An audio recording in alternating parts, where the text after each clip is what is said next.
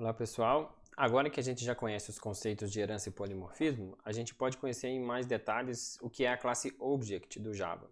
Em um dos exemplos que eu passei em vídeos anteriores, eu cheguei a mostrar, acho que na hora que eu estava criando um objeto da classe carro, que a classe carro herdava de veículo, mas ela herdava também métodos da classe Object do Java. Hoje a gente vai descobrir o que é isso.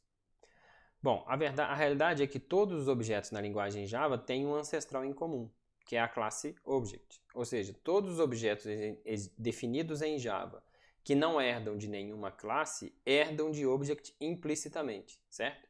Então toda classe que você já fez até hoje, mesmo que você não tenha usado a palavra-chave extends, em termos práticos ela herda da classe Object. No caso lá de veículos e carro, a classe carro, por exemplo, ela herda de veículos, certo? Então ela só herda de veículos, mas veículos herda de Object. Então na prática a classe carro acaba herdando de Object também. Tá?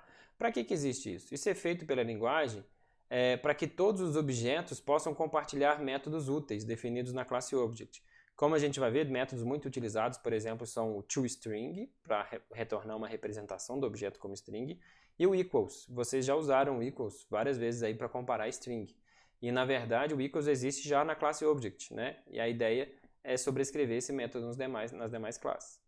Outra vantagem de ter um tipo original, né, uma superclasse para todos os objetos, é que isso dá um poder para a linguagem para poder criar uma variável polimórfica do tipo Object e poder referenciar qualquer objeto. Repara que se todos os objetos, no final das contas, herdam de Object, todos os objetos são Object. Né? Todos os objetos são instâncias do supertipo Object.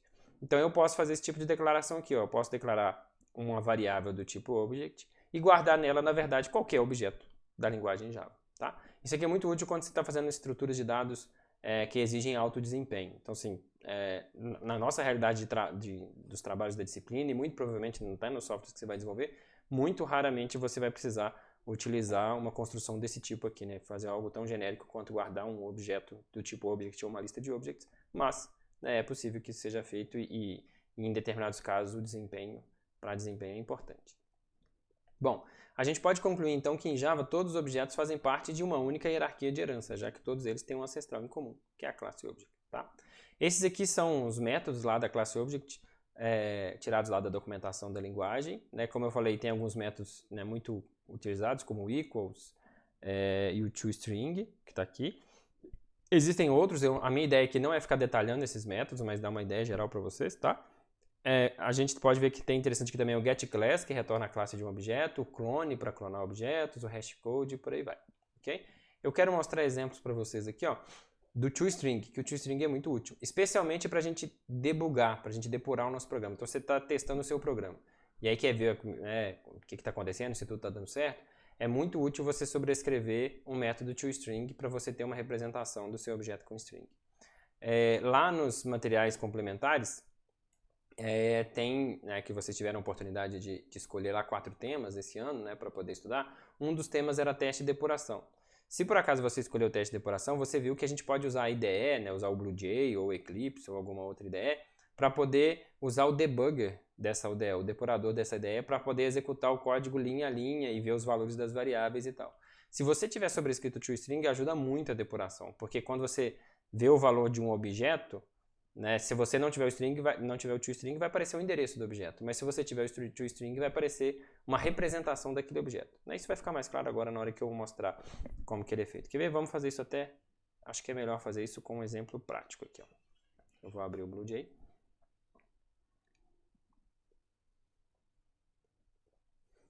Enquanto o BlueJ carrega aqui, ó, até ele carregar, vamos vendo aqui o seguinte.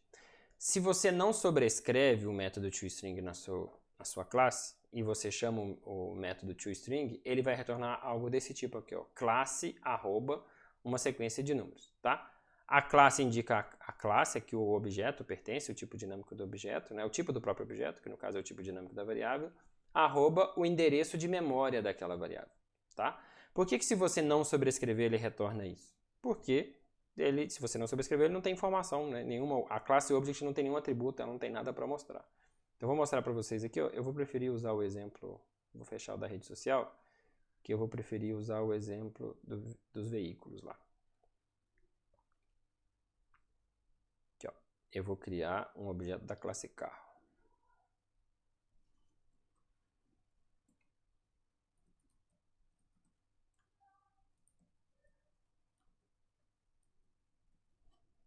Então, estou criando aqui um Fusca na variável carro 1, ok? Está aqui criado o objeto carro 1. Se eu for aqui nessa variável carro 1, clicar com o botão direito e ver os métodos, ó, eu tenho os métodos getReflex e getDescrição que estão implementados na classe carro. Eu tenho os métodos herdados da classe veículo, certo? Eu tenho o getDescrição que foi redefinido, sobrescrito na classe carro. Tem os demais métodos. E, como eu já tinha mostrado antes, eu tenho os métodos da classe object, certo? E o que eu quero mostrar para vocês aqui é o toString, que é esse aqui, ó. Clicar aqui no toString. Ó, o que ele está retornando? Ele está retornando carro, arroba, e uma quantidade de números aqui que é uma representação hexadecimal do endereço de memória onde está o objeto. Isso daqui pra gente não é tão legal, não é tão útil, tá? Mas ele está retornando isso aqui por quê? Porque a classe Object não tem atributos, certo? Então a classe Object, o que ela retorna é o tipo do objeto, arroba o endereço de memória. E o tipo aqui, por que não aparece Object e sim carro? Porque o polimorfismo está entrando em cena aqui, tá? Ele está chamando o método getType e o método getType, como tipo dinâmico da variável carro, retorna carro. Mas o que é bacana do toString é a gente sobrescrever o método toString. Tá? Antes da gente sobrescrever, só para mostrar uma coisa para vocês, ó. Se eu chamar um system.out.println e mandar imprimir o objeto, a variável direto, carro 1, o que vai aparecer é a mesma coisa lá. Tá vendo que é a mesma coisa do toString? Certo? Que é carro, arroba, o endereço. Ou se eu digitar aqui no BlueJ, né, uma variável sem passar mais nada, ele vai só dizer que é uma referência a um objeto carro. Agora, se eu sobrescrever o toString, vamos ver o que acontece. Ó. Então, nós vamos mudar aqui na classe veículo. Esse getDescrição, ao invés de eu chamar ele de getDescrição, repare que ele é uma representação string do objeto, certo? Então, faz muito sentido a gente usar... Quer dizer, eu vou deixar ele como getDescrição, só para não confundir as coisas, porque também não tem problema existir um getDescrição. Eu vou criar um método toString, que eu vou sobrescrever da classe Object, tá? A classe Object tem um método toString. Então, eu vou sobrescrever aqui na classe veículo. E o que o toString vai fazer é retornar o getDescrição. Ok? Vamos ver o que vai acontecer agora. Ó. Compilei a classe veículo. Vou compilar meu projeto todo. Opa, deu erro aqui. Vamos ver o que eu fiz aqui. Ah, tá. Porque eu tinha alterado lá o getDescrição da classe carro, mas eu não tinha alterado da classe ônibus e caminhão, tá? Porque o meu objetivo era só trabalhar com a classe carro. Então vamos só mexer com a classe carro aqui, só para não ter que criar o getDescrição lá agora. Eu vou aqui agora criar de novo um carro. É um Fusca da Volkswagen, placa GZA 1234 e não é flex. Se eu chamar agora o toString desse objeto, o que vai acontecer? Ó, repare que está escrito aqui que ele foi redefinido na classe veículo, ok? Então, se eu chamar o toString, olha o que ele está aparecendo. A placa do carro, /T, que é a tabulação, Fusca, /T Volkswagen, /T 0 km, /T comum. Até a de indicação se é flex ou não. É bom que a gente já viu um outro exemplo de polimorfismo aqui. Por que está aparecendo a indicação se é flex ou não? Porque o toString está chamando o getDescrição. Só que quando o getDescrição é chamado, a máquina virtual Java olha o tipo dinâmico do objeto. Como ele é carro, ela vai procurar o getDescrição lá da classe carro. Ok? Que é esse aqui. Vai executar esse método. Aí ele chama o super getDescrição, vai executar também lá o da classe veículo, né? Agora, o bacana do toString é o seguinte, é que agora, se eu digitar aqui na system.out.println e passar a variável, lembra que antes o que apareceu foi o endereço, certo? Olha lá, sumiu aqui, mas o que tinha aparecido era carro, arroba, o endereço. Agora, se eu executar essa linha, olha o que vai aparecer. Vai aparecer uma representação do objeto como string, tá? Isso daqui, outro detalhe é o seguinte, ó. Repare que eu não precisei chamar carro1.toString, porque em todo lugar em Java que espera uma string, se você passar um objeto, ele vai chamar o .toString. Então, aquilo ali é a mesma coisa que escrever isso aqui, ó, .toString. Olha lá, retorna exatamente a mesma coisa, ok? Vamos ver no BlueJ aqui se eu colocar só carro1. Ah, ele continua mostrando que é uma referência do objeto. Mas se eu chamar carro1.toString, aí ele vai retornar a representação como string, ok? Isso aqui é muito útil quando você está usando a IDE, porque aí se você para o mouse em cima lá da variável, se você mostra o valor da variável, se você não tiver sobrescrito toString, vai aparecer lá tipo @endereço. Mas se você tiver sobrescrito toString, vai aparecer a representação do objeto como string, ok? Então vamos voltar lá para a nossa apresentação. Aqui está falando isso que eu acabei de dizer. Aqui está dando um outro exemplo, tá? Eu tenho numa classe animal um método toString sobrescrito, tá? Que mostra, por exemplo, o que é geral para todos os animais, o nome, a raça e o número de patas. E aí, em uma possível classe cachorro que herda de animal, eu utilizo o que o toString do animal constrói e acrescento a cor do pelo, por exemplo. E aí se forma o toString da classe cachorro. Então, se eu chamar o método toString para um objeto cachorro, ele vai exibir nome, raça, número de patas e cor do pelo. Ok? E aqui o exemplo que eu falei, que toda vez que Java precisa de uma string, se você passa só a variável, ele chama o toString automaticamente. Então aqui está o exemplo com o systemout, e está o exemplo quando a gente está montando uma string aqui e usa a variável do tipo objeto, ele automaticamente chama o toString. Tá certo? Outro método que é útil da classe Object é o equals, tá? O equals é para verificar se um objeto é igual ao outro. Então, vamos fazer aqui no nosso exemplo do carro, para vocês verem como que é. Ó, eu vou criar um novo carro aqui, que vai ser um Fiat Uno.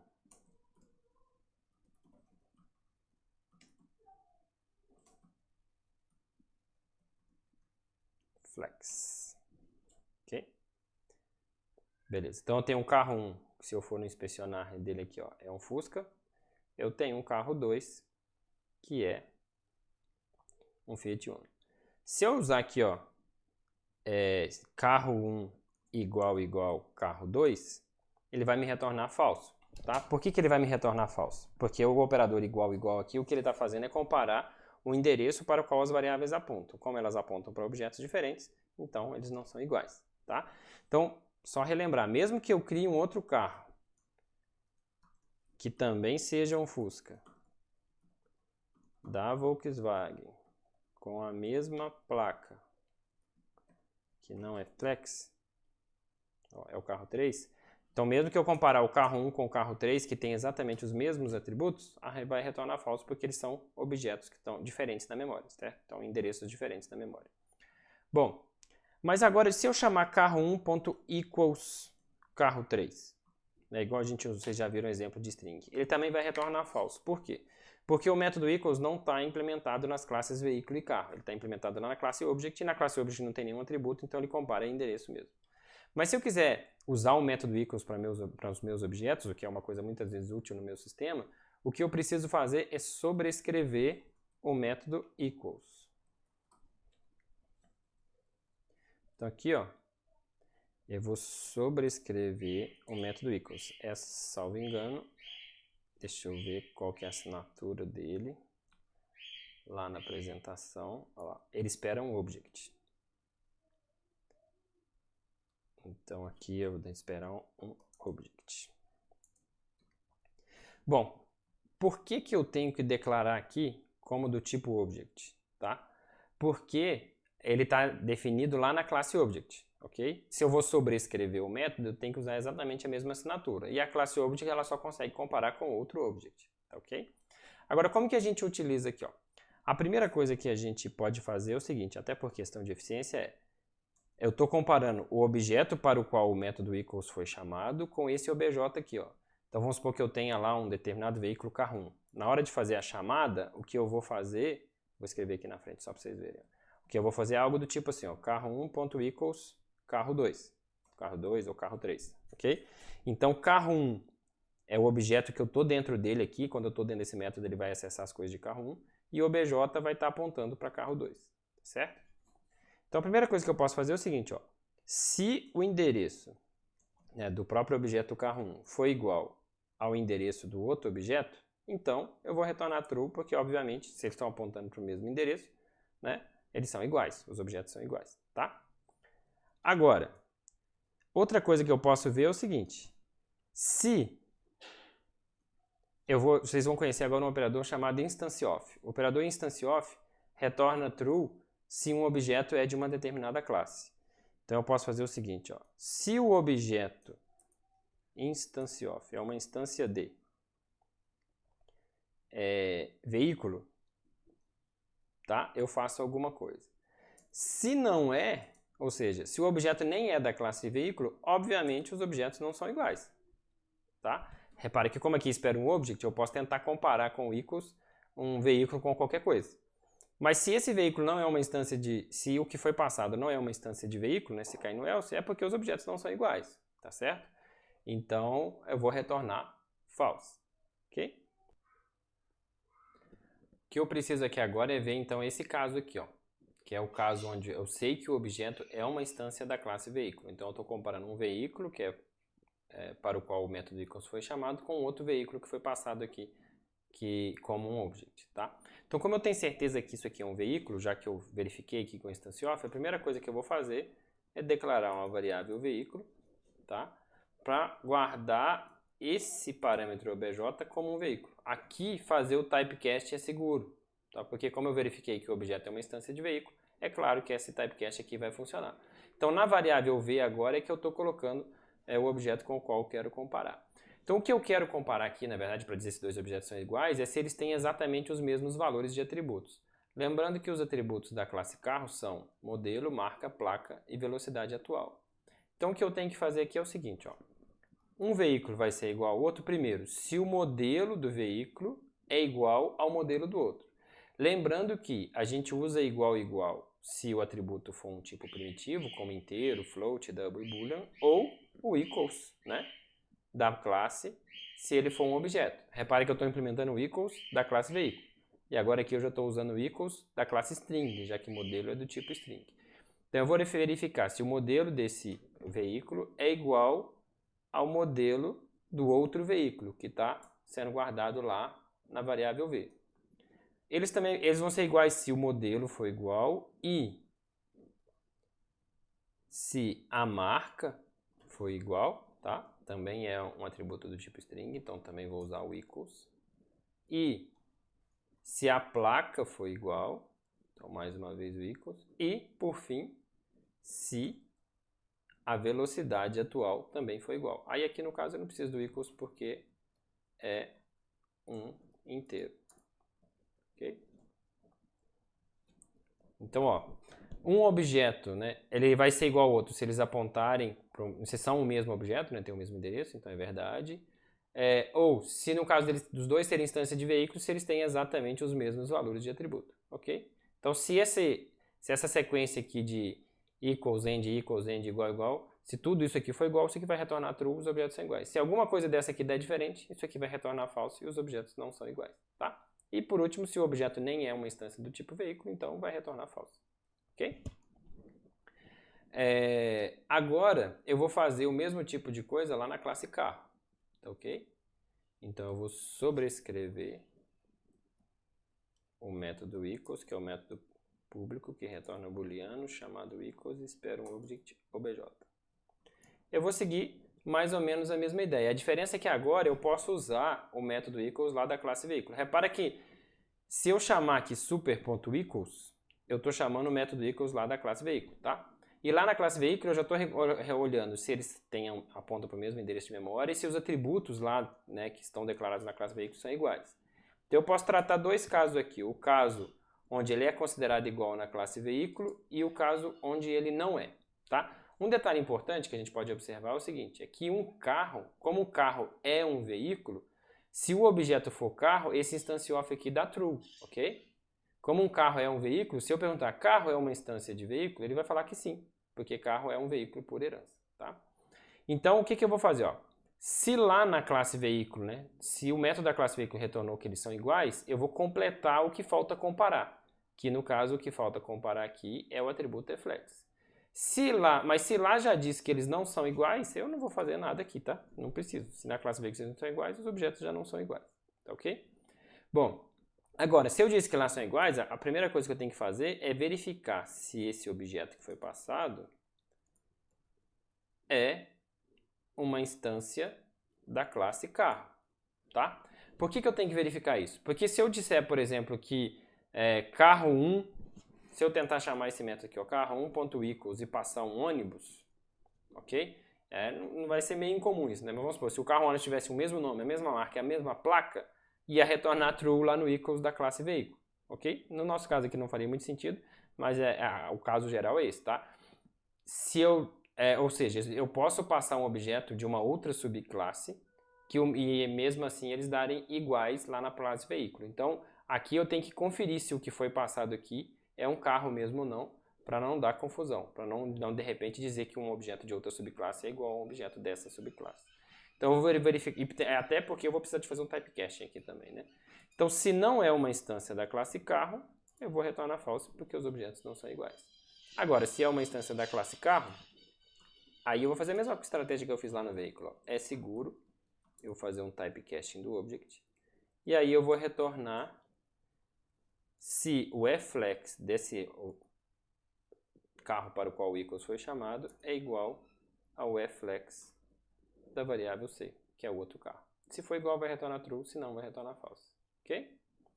Vamos agora testar essa implementação. Então eu vou criar a mesma sequência que eu tinha criado aquela hora. Um Fusca da marca Volkswagen, de placa GZA1234, e ele não é flex. Aí como carro 2, eu vou criar um Fiat Uno, da placa GZB1122 flex. E eu vou criar um outro objeto que tem os mesmos dados do primeiro. Então é um Fusca, Volkswagen, GZA1234 e ele não é flex, ok? Então, ó, eu tenho um objeto, uma variável apontando para um objeto Fusca, uma para um Fiat Uno e uma variável apontando para outro objeto Fusca, mas esses dois objetos Fusca são objetos diferentes, mas que têm exatamente os mesmos valores de atributos. Então, se eu chamar aqui agora, ó, carro1.equals carro2, tem que dar false, né, porque eles são objetos com atributos diferentes. Deixa eu tirar o ponto e vírgula para ver a resposta. False. Se eu chamar carro1.equals carro3, eles são objetos diferentes. Mas agora o equals tem que retornar true, porque os valores dos atributos deles são os mesmos. Ó. Se eu for aqui no inspecionar do primeiro, false, Fusca, Volkswagen, GZA1234, velocidade 0. A mesma coisa no carro 3. Mas um detalhe, eles são objetos diferentes na memória que têm neste momento os mesmos valores de atributos. Se eu chamar aqui agora no carro 1, por exemplo, chamar o método set velocidade atual, para mudar a velocidade dele para 0, os dois objetos agora têm velocidades diferentes, certo? Então, se eu chamar carro 1 equals carro 3, agora vai dar false, como era de se esperar. Ok? Bom, tem também outras formas de implementar o método equals. Então, você pode ter um sistema que todo objeto tem um identificador único, e se a sua lógica garantir que se aquele identificador único é igual, os outros atributos são iguais, eu poderia comparar só pelo identificador do objeto. Por fim, eu só vou comentar rapidamente sobre o método hashcode. O método hashcode ele é importante vocês saberem, porque se você implementa, né, sobrescreve o equals, teoricamente você teria que sobrescrever o hashcode para que você conseguisse usar a hashmap do seu objeto. Já que a ideia é que se toda vez que o objeto for comparado ao outro, ele for considerado verdadeiro pelo equals, então ele tem que retornar o mesmo hashcode. O hashcode é uma representação numérica do objeto, que é uma comparação mais rápida do que ficar comparando os objetos atributo a atributo. Tá? Então, em linhas gerais, o que você pode guardar é o seguinte: se eu sobrescrevi o equals, eu deveria também sobrescrever o hashcode para garantir que se os objetos são dados como iguais, o hashcode é o mesmo. Né? Foge aqui ao escopo da disciplina a gente entrar nesse detalhe de como implementar hashcode, existem heurísticas, métodos para fazer isso, né? Mas quem tiver aí a fim de saber mais detalhes pode dar uma pesquisada aí na internet sobre isso daí, tá ok? É só para lembrar que mexeu no equals, o ideal é que mexa no hashcode também. Bom, por enquanto é isso, pessoal. Eu queria só dar essa ideia geral do object. O que faz muito sentido aqui, eu recomendo que vocês usem mesmo nos trabalhos, no que vocês vão fazer daqui para frente, é sobrescrever o toString, porque ele facilita muito a nossa vida. Tá ok? É isso aí. Até mais.